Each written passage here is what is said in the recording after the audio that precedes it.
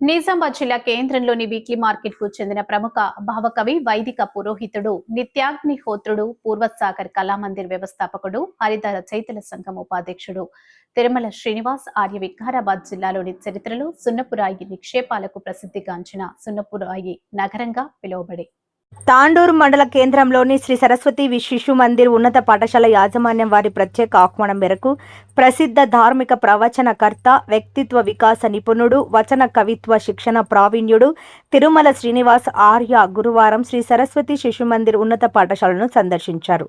తదనంతరం 6వ తరగతి నుండి 10వ తరగతి విద్యను అభ్యసించే విద్యార్థులకు సాహిత్యంపై మక్కువ పెంచే అనేక విషయాలని తెలియజేశారు. చిన్న చిన్న పదాలతో వచన కవితల్ని ఎలా వ్రాయాలో సులభ శైలిలో పలు మెలకువల్ని నేర్పారు. విద్యార్థుల క్రమశిక్షణతో మొదలుకొని సాహిత్యంపై మక్కువ జిజ్ఞాసను పెంపొందించుకోవాలని సూచించారు. మన చుట్టూ ఉండే కనిపించే పరిసరాలనే సామాజిక అంశాలుగా ఎంచుకుని తొలుత చిన్న చిన్న పదాలతో కవిత్వ సృజనకు శ్రీకారం చుట్టాలని శ్రీనివాస్ కోరారు. తదనంతరం ధార్మిక పరమైన విషయాలన్నిటినో విశదీకరించారు. చిన్న చిన్న పాటలు గేయాన్ని పాడి అందరినీ ఆలోచింపజేశారు.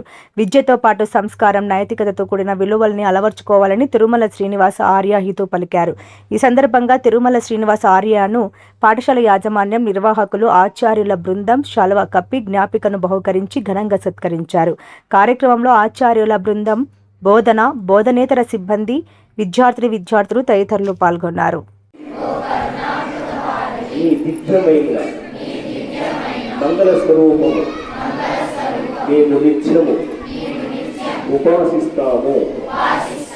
మా బుద్ధి సహాయంతో సత్బ్రహ్మచర్యాది ప్రథములను ఆచరించినట్లు మా బుద్ధిని మంచి మార్గం వైపు ప్రేరేపించుము.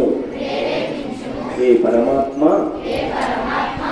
మాకు ఇతరుల వల్ల నష్టము, కష్టము, దుఃఖము, మా వల్ల ఇతరులకు కూడా కష్టము, దుఃఖము ఉనర్చకుండా మా బుద్ధిని, వారి బుద్ధిని మంచి మార్గం వైపు ప్రేరేపించుము.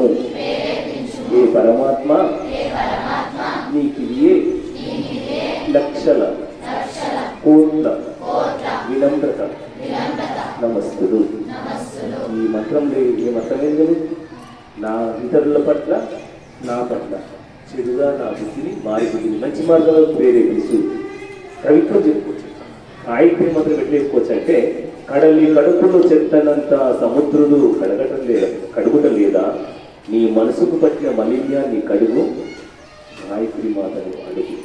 ఏమడుగుతావు? బుద్ధి అడుగుతాను. ఏమడుగుతావు నాన్న? బుద్ధి. మరి ఏం కావాలి?